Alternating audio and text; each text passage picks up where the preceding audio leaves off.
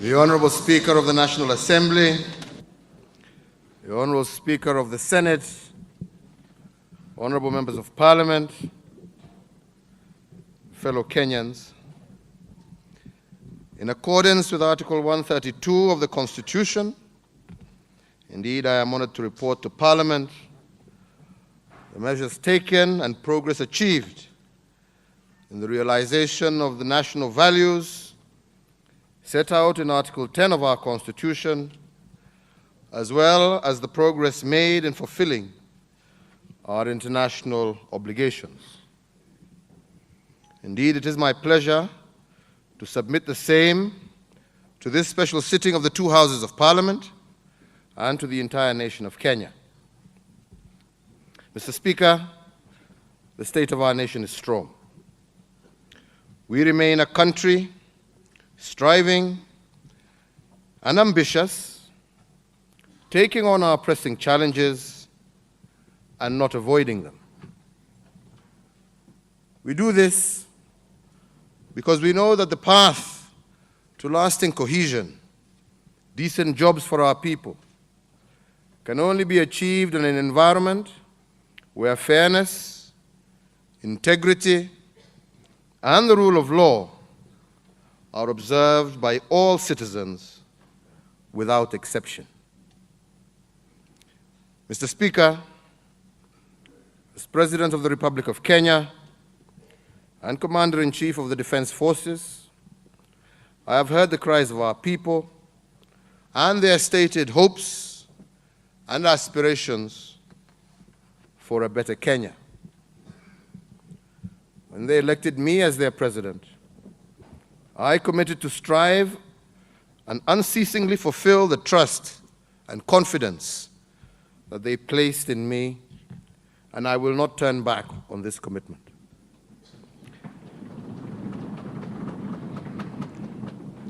I am well aware that the task ahead of us, no doubt, is enormous. But there can be no turning back in our quest to transform our national economy to become truly an engine for creating jobs and opportunities for Kenyans. There is no turning back on government reforms that are intended to improve service provision to all Kenyans. And there is no turning back on fighting all enemies of Kenya, foreign or domestic, so as to secure and to ensure that Kenyans and their property are safe. Mr. Speakers, there is no turning back on the obligations we have made in the Big Four agenda to environmental sustainability, to intergenerational equity, and to upholding a strong rule-based international system. There will be no turning back on the Building Bridges initiative that assures inclusion,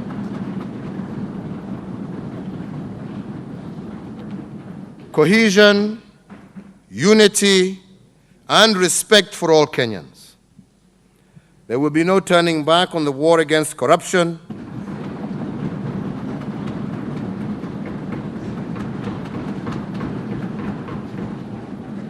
as it is a just war and a war to prevent misuse of public resources for selfish interests by those who have been entrusted to manage them. We are not turning back because we are determined to gift our children a better Kenya than the one we inherited. A prosperous Kenya where the respect for the rule of law and integrity are accepted norms. Mr. Speaker, following the country's first general election under the new constitution, I took the oath of office as the first president elected under the new legal order. My first term laid the foundation for a better Kenya by building on the promise and aspirations of the new constitution as articulated under Article 10, and therefore set the stage to propel our country to greater security, health, unity, prosperity, equity, and justice. The national values and principles of governance epitomize the vision that Kenyans have for their nation. The 43 words are the promise we have made to ourselves and the generations to come. As we reflect on these values, let us ask ourselves as leaders in the public, as well as the private sectors, and indeed as well as ordinary Kenyans, how much we are paying heed to these values and principles in our own personal conduct. Across the length and breadth of this great nation, ordinary Kenyans continue to do extraordinary things that show that the flame of our national spirit burns brighter than ever before. Our men and women in various disciplines keep the flag of Kenya flying high at international events, bringing glory to our nation. In this regard, amongst many, the nation salutes Eliud Kipchoge and his compatriots who have continued to make our national anthem echo around capitals of the world. We are proud of our Peter Tabichi, who was recently voted the best teacher in the world, and he has demonstrated our aspiration and potential to deliver world-class educational standards. Our entrepreneurs and business leaders are driving forward our economy, which I am proud to say remains one of the largest and most vibrant on this continent. Leading the string of innovators is Roy Alila, who garnered global accolades for inventing smart gloves that convert sign language movement into audio speech. Mr. Speakers, these Kenyans remind us what we could achieve if we remain true to our national values. Indeed, on behalf of a grateful nation, I do thank those men and women who serve the Republic in whatever capacity, who uphold our values and our way of life, who defer to what is right, who show that our diversity is an asset, and all those who have paid the ultimate price to secure our freedoms and way of life. Mr. Speakers, devolution remains one of the new innovations of our new constitutional order. Since April of 2013, more than 1.7 trillion shillings have been transferred to the counties. Devolution has received the full and firm support of my administration, and together with an enabling and supportive parliament, we have seen it transform lives, revive local economies, and bring service delivery closer to the people. There can be no turning back on devolution. The system is sound and has proven its value and contribution to national development. However, I do believe that as Parliament remains a strident defender of our democracy, and I laud Parliament for its steady guiding hand as we implement our transformative agenda for the country and its commitment to playing its constitutionally mandated oversight role. Mr. Speakers, I wish to acclaim Parliament for its continued diligence, for in the period under review, 22 bills have been enacted into Acts of Parliament, with just 2 currently awaiting presidential assent. Some of the groundbreaking legislation that has been enacted from Parliament over the last year include the Kenya Coast Guard Services Act, which established our nation's first Coast Guard service, the Petroleum Act, the Energy Act, and the National Youth Service Act. Mr. Speaker, to facilitate the implementation of our programs under the Big Four, I urge both houses of Parliament to fast-track the mediation of the Land Value Index Laws Amendment Bill, the Physical Planning Bill, the Irrigation Bill, and the Warehouse Receipt System Bill, as well as the Kenya Roads Bill. Mr. Speaker, the consideration and approval by Parliament of various protocols, treaties, as well as sessional papers continues to enhance Kenya's international standing in the community of nations, creating stability and predictability in our governance framework. During the period under review, various treaties and protocols have been ratified, including the African Continental Free Trade Area Agreement, the Tripartite Free Trade Area Agreement, and the EAC Protocol on Cooperation in Meteorological Services. I am pleased to note that Parliament has also approved the National Housing Policy and the National Policy on Climate Financing, and two sessional papers that will have tangible benefits on the day-to-day lives of Kenyans, and I look forward to continued positive engagement with Parliament in the quest for a better Kenya. Mr. Speaker, the state of our economy is also strong. Our broad-based economic growth averaged 5.6% over the last 5 years, outperforming the average global growth. In 2018, our provisional estimates show that the economy grew by 6.1%, and this encouraging performance was supported by strong public and private sector investments, as well as prudent macroeconomic policies. In 2018, economic growth was largely driven by the wholesale and retail trade, real estate, information and communication, and tourism. It is worth noting that despite the challenges facing the wholesale and retail trade, the sector has also attracted new international supermarket chains and continues to support the expansion of domestic players. Mr. Speakers, in 2019, we expect an even stronger growth of 6.3%, reflecting continued improvement in the business environment, political stability as a result of building bridges, as well as improvement in the environment associated with the execution of the Big Four agenda and sustained macroeconomic stability. Honorable Speaker, in the same reporting period, inflation averaged 4.6%, remaining within the set targets. Our official foreign exchange reserves averaged US $8.7 billion in the review period, representing 5.8 months of import cover.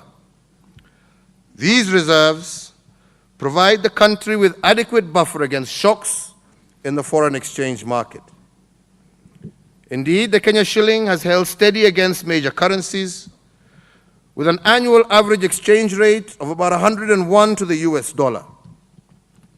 This was supported by a narrowing of the gap between our export of goods and services from 5.5% of gross domestic product in February of 2018 to 4.7% in February of 2019. Agricultural exports, particularly horticulture, receipts from tourism, and diaspora remittances largely explain the improvement in our current account position. In the World Bank Ease of Doing Business Index 2019, Kenya's ranking improved 19 places to position 61 globally. This made our nation one of the most improved countries during the review period. It is our intention to build on this success to further improve our ranking to be among the top 20 by the year 2020, top 50 by the year 2020. Overall, our economic outlook remains positive, underpinned by the implementation of our transformative development agenda. Mr. Speakers, we remain true to our long-term strategy, the Kenya Vision 2030. Our medium-term plan of 2018 to 2021 is centered around the Big Four agenda. During this period, we expect the economy to grow at an annual average rate of 6.6%. And our focus is on social economic interventions in critical sectors that we believe will enhance the quality of life for all Kenyans in ways that are tangible and measurable. In manufacturing,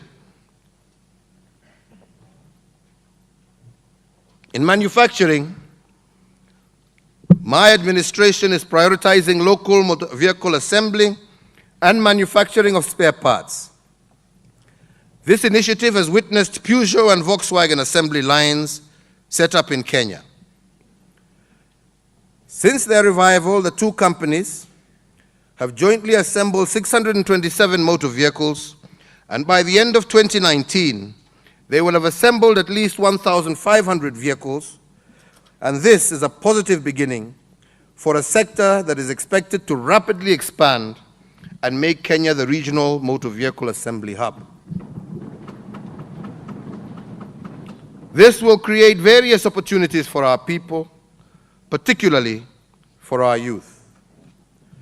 Our program on universal health coverage is expected to ensure a healthier nation as the basis for social economic development.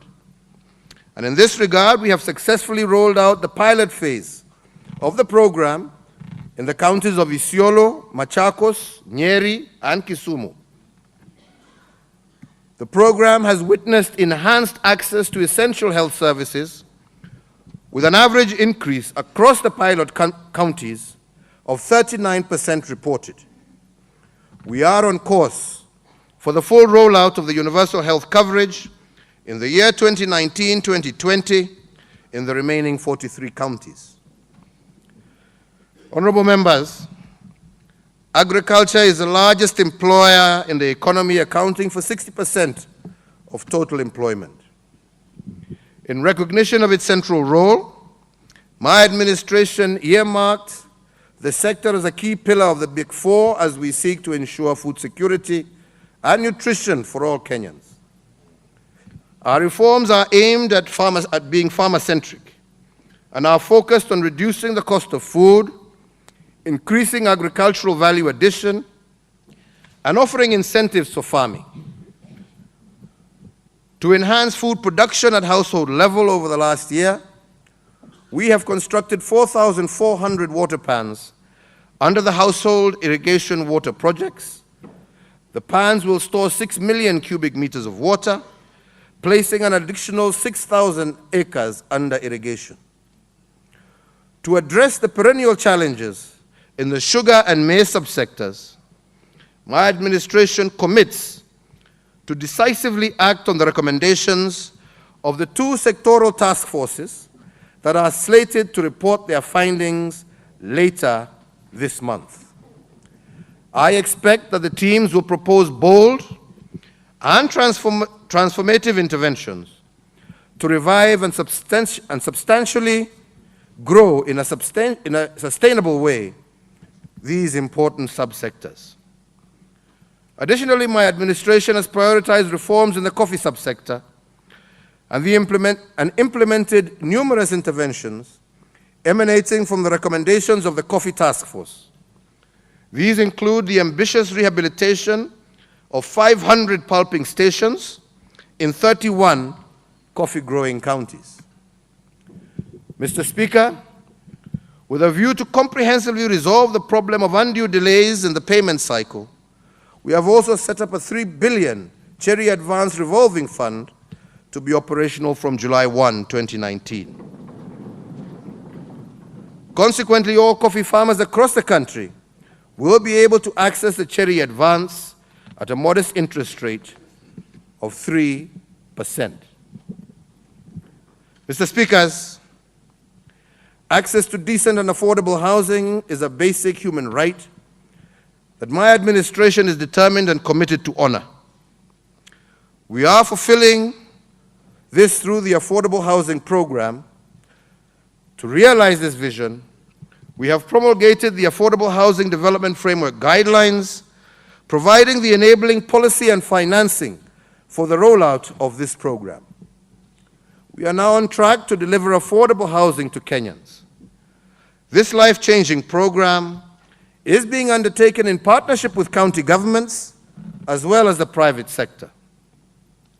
Indeed, Kenyans have already shown that they are ready for this program. Despite court case delays and initial delays, over 175,000 Kenyans have already registered under the voluntary scheme known as Boma Yangu. These Kenyans will undoubtedly be first in line for the allocation of new housing. Additionally, the Affordable Housing Program is expected to create opportunities for local industry. In this regard, we have ring-fenced the supply of certain components, such as doors, windows, cupboards, for the exclusive delivery by micro, small, and medium-sized enterprises. This will not only put money in the pockets of our local artisans, but also support the formalization of this industry. The delivery of the Big Four is on course, and we expect the private sector to take advantage of the policies and incentives in place and turn the four priority areas into mighty engines of wealth and job creation. Honorable Speakers, the realization of the Big Four is dependent on critical enablers, including energy, transport, education, water, information and communication, and technology. To provide reliable and cost-effective electricity that meets current and future demand, we have put in place measures to accelerate the development of the entire power generation, electricity transmission, and supply infrastructure. This will also support the realization of universal access to electricity by the year 2022. I am happy to report that installed capacity has increased from 1,768 megawatts in March of 2013 to the current 2,712 megawatts, with Lake Turkana Wind, Gong Wind, Garissa solar power plants joining the grid within the last year.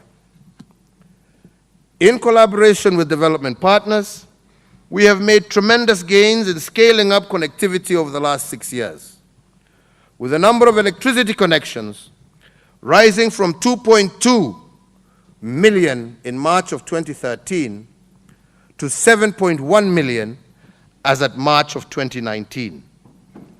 The tangible impact on the lives and livelihoods of our people associated with the increased electricity connectivity cannot be gainsaid.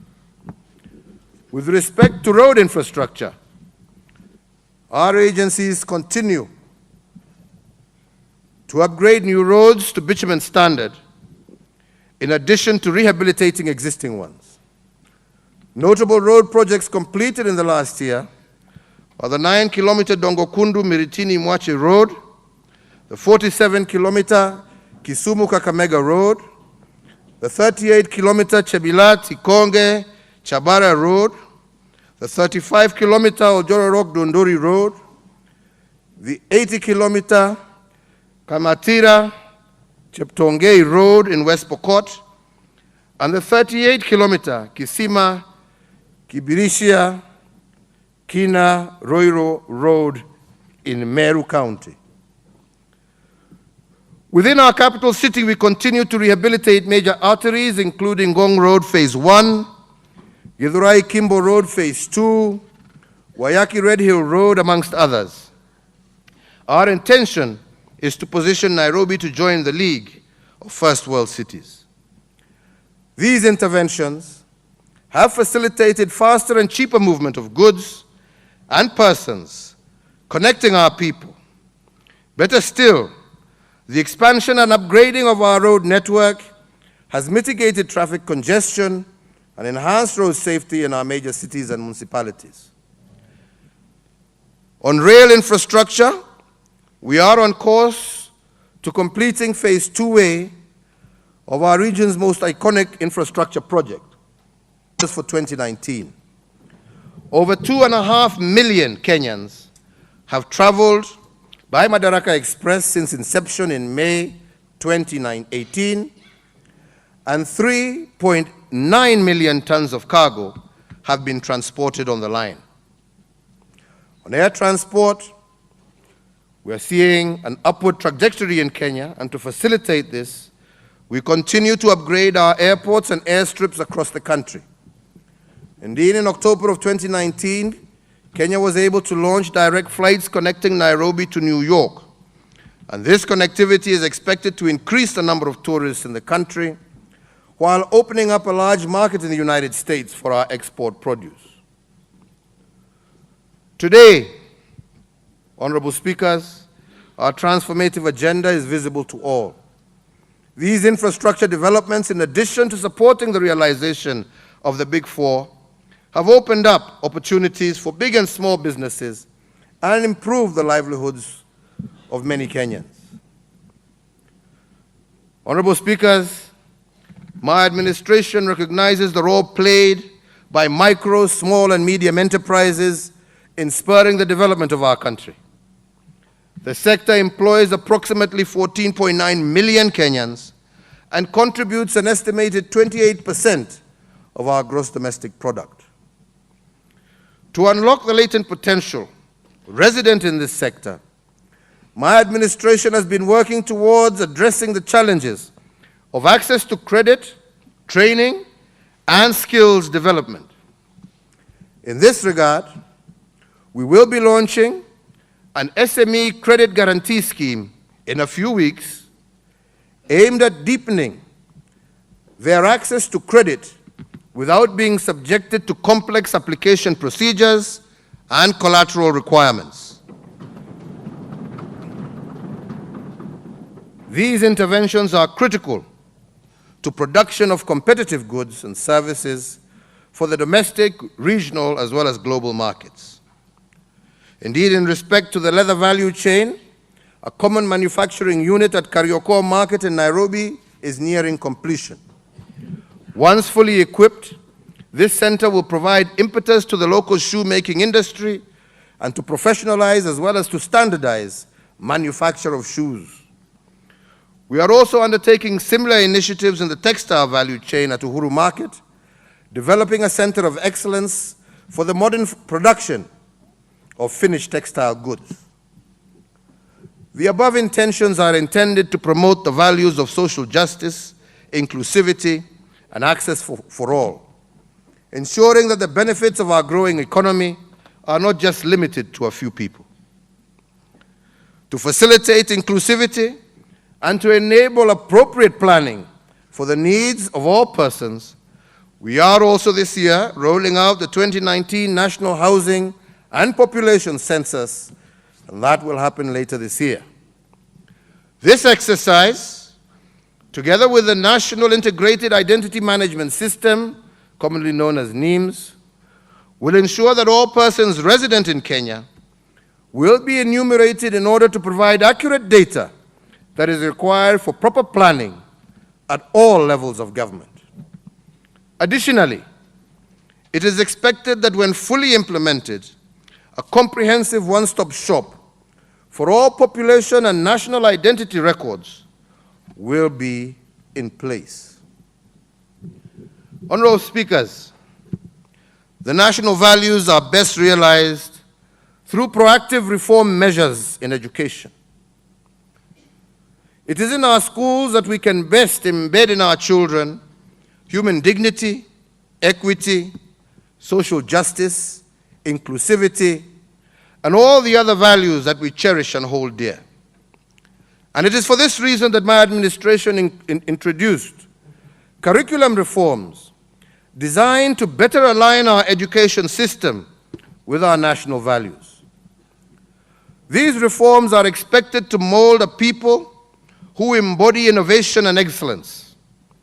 The result will be a globally competitive human capital base, having the tools for success in a fast-paced and dynamic world. Honorable Speakers, in fulfillment of the same, in 2018, my administration adopted the policy on universal access to basic education.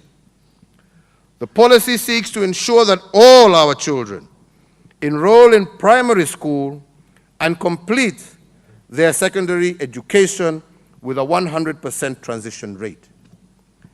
This measure will go a long way to ensuring that all Kenyans have access to equal opportunities and a chance to further their passions. Our aggressive push of this agenda has this year seen us achieve a 100% transition rate, the highest on the African continent. Honorable members, to address the pressure on school facilities across the country, my administration has prioritized development of school infrastructure for the fiscal year 2019-2020. I also, today, call on all members to act in solidarity with our children and approve the education budget as per our request.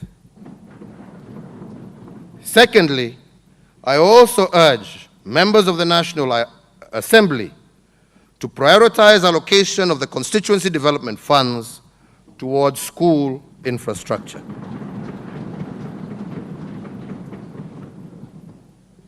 Mr. Speaker, there is no turning back on the commitment to ensure that no child is left behind. As part of the tertiary education reforms, my administration has implemented a rejuvenation of the vocational training institutions to build on the skills needed to contribute to nation building, and in particular the manufacturing pillar of the Big Four. Over the last 3 years, my administration has set aside an unprecedented amount of resource towards supporting students joining technical and vocational training institutions. We are a country, Mr. Speaker, we are a country blessed with natural resources, which, if properly managed, will transform in a big way our nation and the welfare of our people.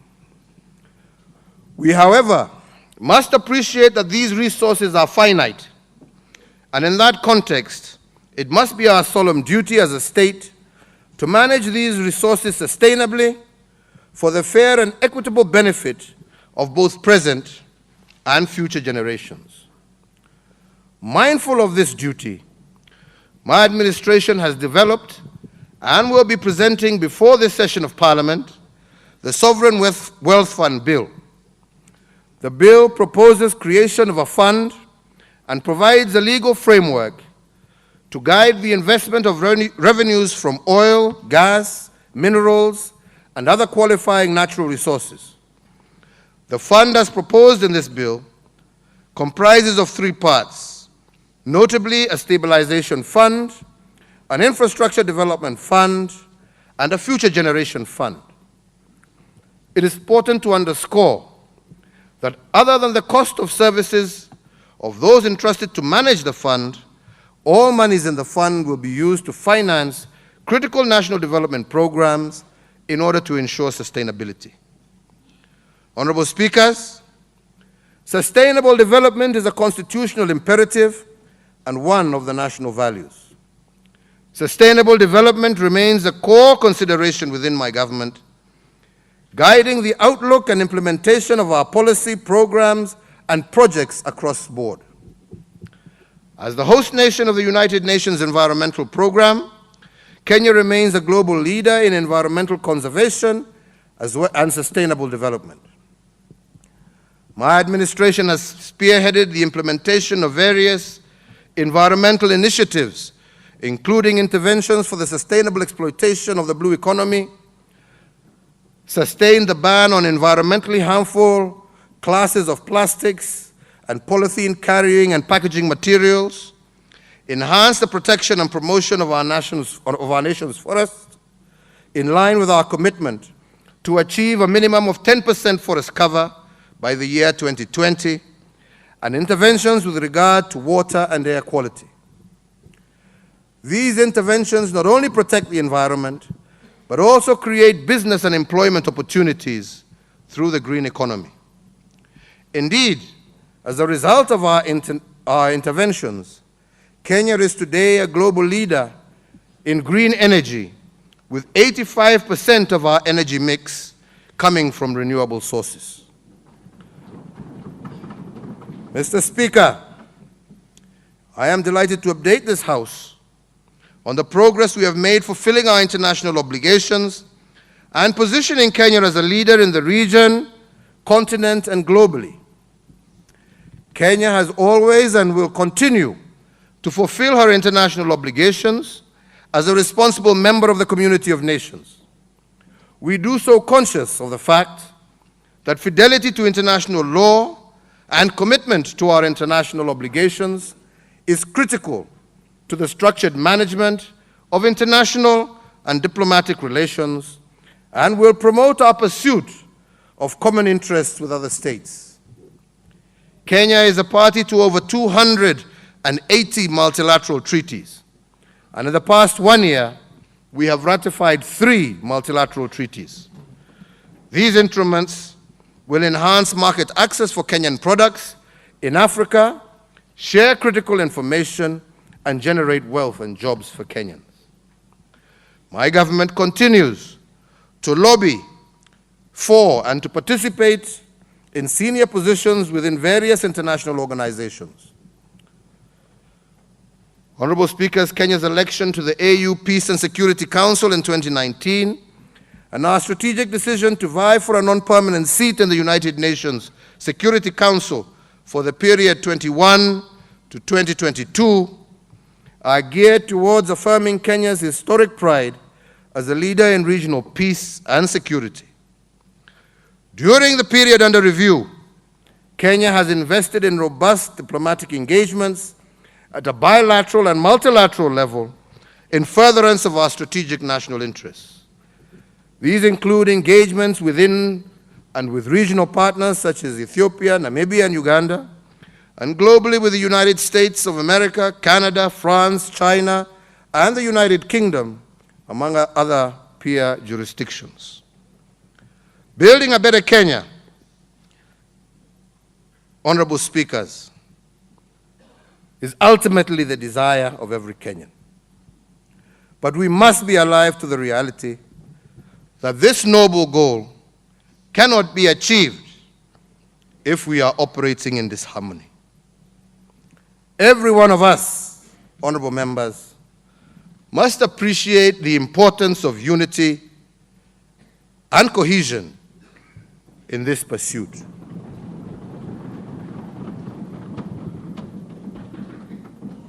We all know the damage that we have suffered in the past as a result of discord amongst ourselves. Indeed, it has been and it remains an urgent agenda of mine to bring harmony, unity, and civility to the political landscape and discourse in this country. And that is what informed the Building Bridges initiative, commonly known as the Handshake.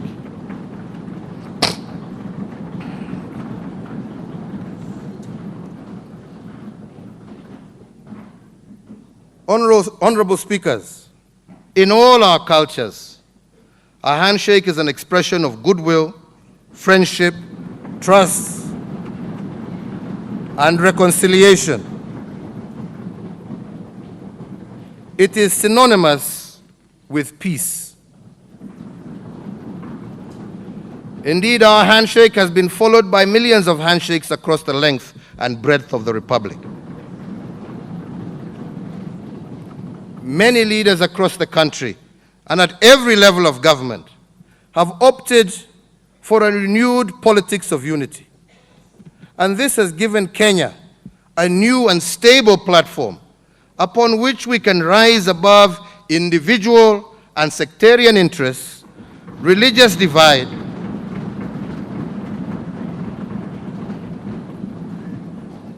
and partisan politics, as we all together build a better, stronger, and more prosperous Kenya.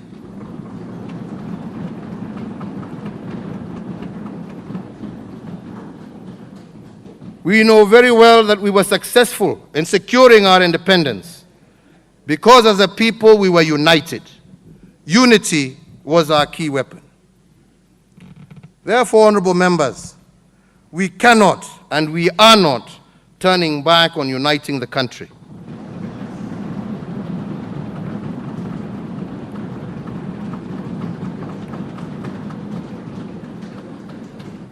We have chosen the hard road. We have chosen the hard road of building unity and cohesion against the easy road of division. We are a greater people for it. Indeed, already the Building Bridges initiative is engaging Kenyans across the entire length and breadth of our country, and soon we will have an opportunity to comment on their findings and recommendations. Against this backdrop, honorable speakers, I reaffirm a commitment previously made, and which I hope this House this year will pass, of designating a Kenya shillings 10 billion fund to heal the wounds of historical grievances which have long poisoned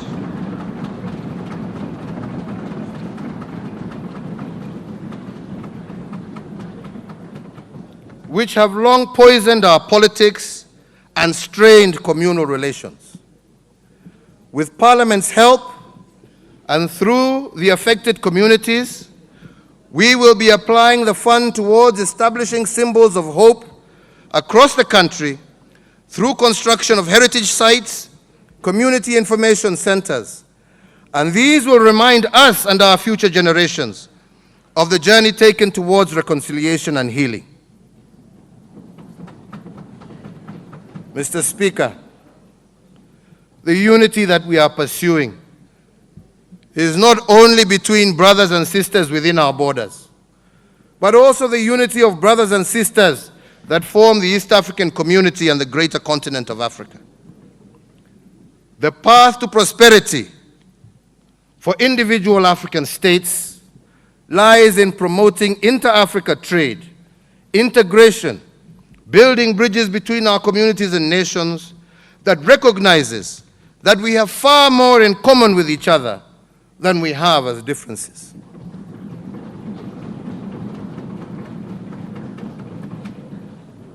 Honorable Speaker, only recently in Mombasa, His Excellency Yoweri Kaguta Museveni, the President of Uganda, recently remarked that the integration of Africa is centered on three issues: security and fraternity. When we talk about integration, we are talking about prosperity of families of Africa. We are talking about the prosperity of business groups in Africa and creating space for shared prosperity. Honorable Speakers, Kenya's prosperity, security, and fraternity lies in even closer unity with our partners in the EAC at the first level, and thereafter wider regional and continental alignments. My administration remains committed to maximizing the benefits for Kenya by mutually deepening economic and eventual political integration of the East African community. In line with the spirit of Pan-Africanism, I also wish to extend our gratitude to the African Union for appointing one of our own to spearhead infrastructural connectivity across the continent. This is key to actualizing the shared prosperity of the African people through promoting trade between our brothers and sisters and further strengthening our bond of unity in this great continent. Honorable Speakers, turning to security, I am proud to say that the state of our national security is also equally strong. As an island of peace in a conflict-prone and fragile region, Kenya nevertheless faces challenges from transnational crimes such as money laundering, terrorism financing, smuggling of narcotics, human trafficking, and the trade in illicit small arms and light weapons. In the past year, our country continued to strengthen its alliances and partnerships for security. The skills and capabilities of our defense, security, and intelligence services have grown in leaps and bounds. And as a country, we are much better prepared to address the threats to our national security. Today, we honor the brave men and women who have paid the ultimate price for our security. We thank the individual Kenyans who are willing to speak up bravely against radicalization and criminality, and for standing up to serve their fellow Kenyans. And we announce again to our enemies and the world that Kenya as a nation cannot be stopped by their plots and evils. Our will to greatness, to cohesion and unity, to development and prosperity, and to peace and security will never be turned back or aside. Our practical efforts reflect these spirits. Our response to external and transnational security threats has been determined reforms to our immigration system's integrity and the strengthening of our border security and management. Our border points are better managed, and the establishment and continued expansion of the new Border Police Unit is deterring, detecting, and disrupting threats to our security. We have effectively adopted today a follow-the-money approach to investigations and prosecutions that will continue to be strengthened and applied across the range of serious crimes, including economic ones. We have seized and destroyed confiscated narcotics while continuing to interdict smuggled contraband and counterfeit products. Indeed, the brave men and women of the Kenya Defense Forces stand tall, protecting the homeland from external threats. They also serve in foreign lands as part of a global commitment to promoting and protecting peace and security. Within our borders, our law enforcement agencies and security officers are constantly detecting, deterring, dismantling, and destroying threats to the people and the state. They sacrifice selflessly so that Kenyans can live in safety and freedom. My administration has continued to encourage participation of our people in promoting national security and in protecting communities. Over 15,000 Nyumba Kumi clusters have already been established across the country. The unique national innovation of county action plans to prevent and counter violent extremism are also being rolled out across the country. Kenya is a country that believes in giving second chances. To those who are genuinely seeking to return to a path of legal conduct and to embrace our constitutional values. And in this regard, we are undertaking initiatives to disengage, rehabilitate, and reintegrate returnees who have been members of listed terrorist groups. We will continue to press the war against terrorist groups and networks, as well as their facilitators. But key to this is continuing to strengthen our legal tools against these groups so that they are unable to take advantage of our democracy and our open society to hide in plain sight while planning to perpetrate their crimes against our people. Our nation will not turn back from the path of democracy and the rule of law because of the actions of a few criminals. However, we remain unshakably committed to our values in this, and I truly believe that we shall prevail. Honorable Speaker, in recognition of the fact that our law enforcement agencies, and in order for them to effectively discharge their duties, they need to be empowered and appropriately capacitated. We are therefore undertaking enhanced training and improvements in welfare, more effective use of technology, equipment, and far better coordination between and within parties. Honorable Speakers, almost 2,000 CCTV cameras are now working in Mombasa and Nairobi, offering real-time 24-hour security monitoring. And this has greatly assisted our police in resolving complicated crimes. To foster security, the government has also repossessed 5,050 assorted weapons illegally held by civilians as part of the ongoing firearm verification process. Honorable Speakers, Kenya leads the region in developing a vibrant digital commercial sector. And in this regard, we have developed a national cybersecurity strategy, enacted the Computer Misuse and Cybercrimes Act, implemented a national cybersecurity training initiative, and established specialized teams with defensive cyber warfare capabilities in an endeavor to protect our economy from cyber crimes. Honorable Speakers, honorable members, from the foregoing it is clear that the state of our nation is strong, vibrant, and I believe brimming with promise. However, Mr. Speaker, corruption and impunity endangers each and every one of these gains. It compromises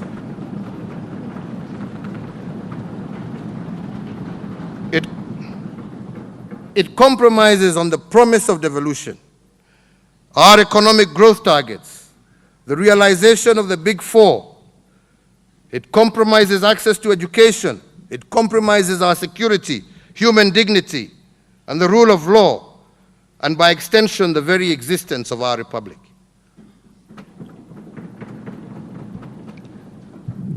Corruption and impunity create social distortions and divisions, fuels inequality and poverty, destroy the fabric of our society, and diminishes the vitality of our nation's upcoming generations by setting the wrong example for them. As I said earlier, there is no community, no religion, no moral code in Kenya that endorses stealing and abusing positions of responsibility. Africans, no matter their heritage or where they are in this continent, have ethical and moral principles as core to their cultures. The magnitude of the war against corruption we are fighting today is unprecedented, and it is taking place within our core institutions, Parliament, the executive, the judiciary, county governments, and also in our religious institutions, as well as private sector and professional bodies. While past administrations made attempts to deal with the challenge, the problem remained enormous and required more determined focus. Honorable Speaker, following my proclamation on anti-corruption in 2015, my administration embarked on a program to deepen the fight against corruption through strengthening and resourcing the institutions charged with this most noble duty. Since then, honorable speakers, we continue to witness the highest levels of engagement and action on this previously taboo subject. For the first time in our nation's history, 8 cabinet secretaries, 8 principal secretaries have had to step aside to give way for investigations and prosecutions, a concept previously unknown in public sector management. Honorable Speakers, 7 current and former governors and over 30 chief executive officers of state corporations are under active investigation or prosecution for various corruption-related offenses. In several cases, banks and other financial institutions have been fined for breach of regulatory duty. Infidelity with the law upon institution of any charges against a public or state officer, my administration has dutifully relieved the office holder of their public duties. Indeed, just this morning, I have exercised the legal instrument revoking the appointment of a High Court judge recommended for removal for corruption-related offenses. These are the outcomes of a dedicated and resolute government undertaken within the framework of the rule of law. Therefore, honorable members, to safeguard these outcomes, those institutions charged with this responsibility need to be strengthened, not weakened.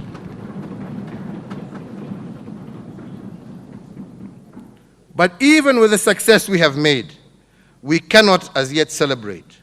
The challenge is still with us and required more concerted efforts to eliminate it. Honorable members, Kenyans have spoken loudly and challenged us as leaders to do all that it takes to eradicate this cancer.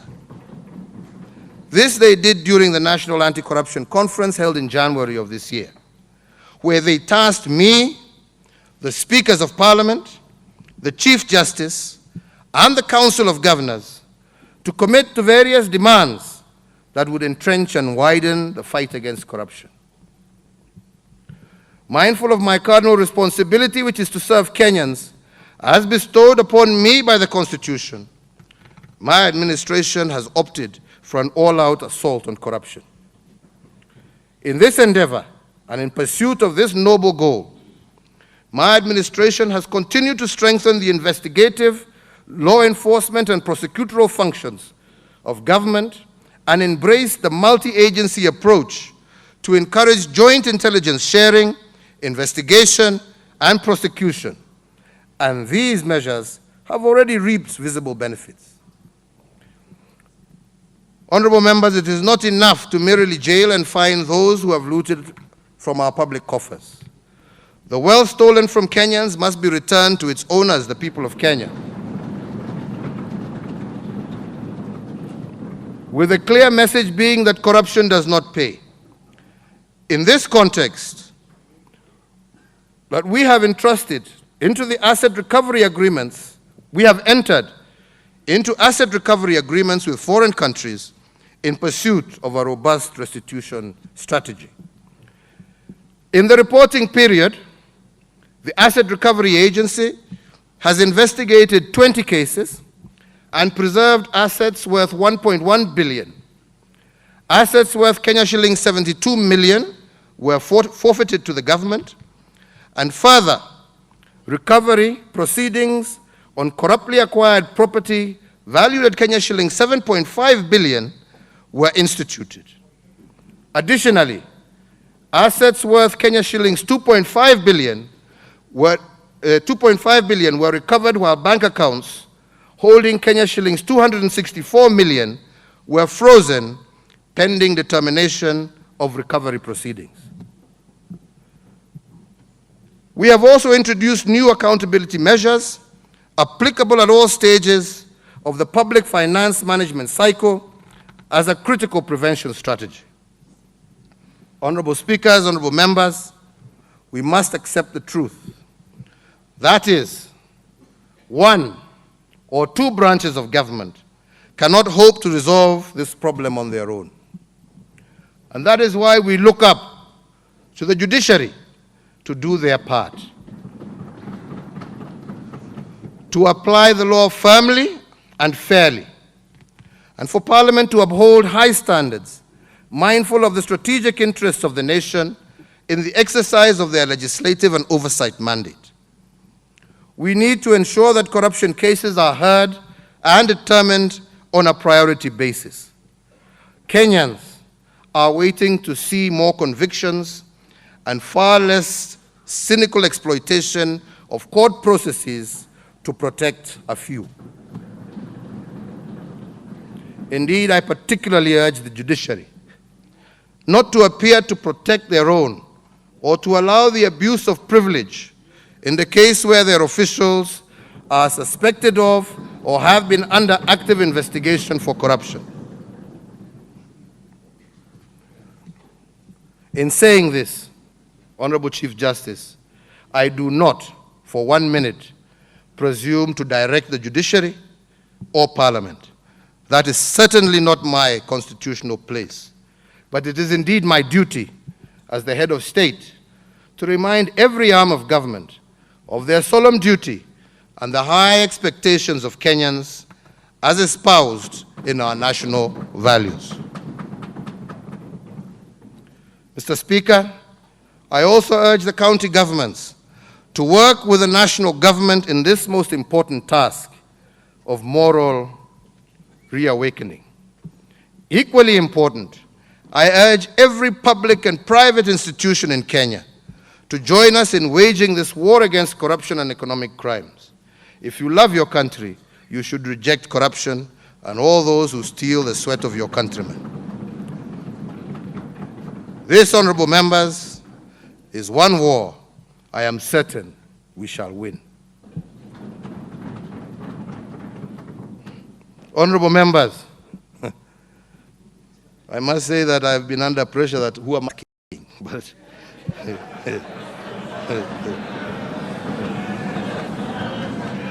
no.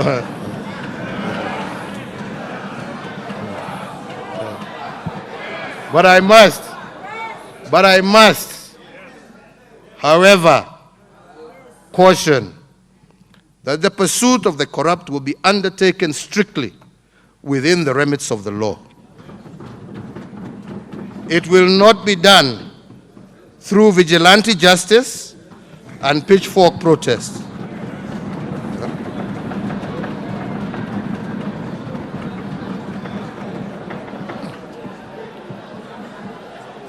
Though media narratives rally our resolve as they should, our actions will not be based on condemnation before one has been heard. The cornerstone of our democracy is the rule of law and the principle of due process.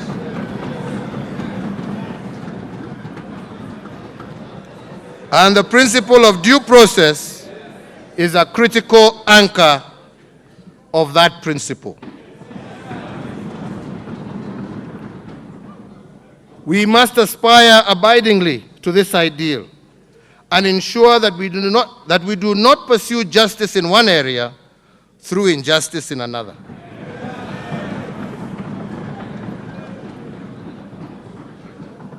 I remain confident in our investigative and prosecutorial institutions to diligently deliver justice on the strength of the evidence and in fidelity to the law.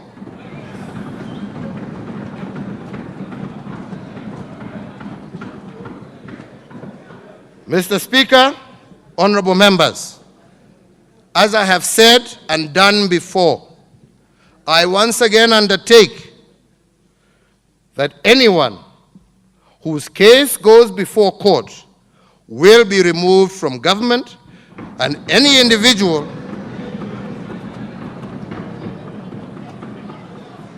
will thereafter have to answer his case before a court of law.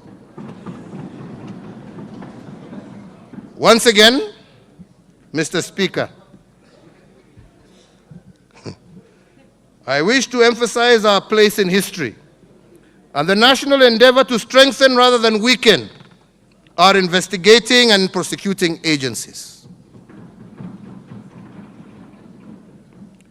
Therefore, Mr. Speaker, in conclusion, honorable speakers, I have spoken at length on what we have achieved in pursuit of our development agenda and the challenges that we still need to confront so as to realize the better Kenya we all desire.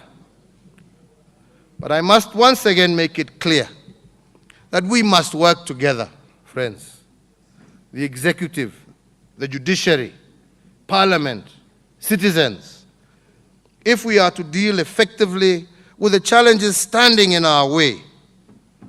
And I count on all of you and on all Kenyans as we move ahead with this struggle.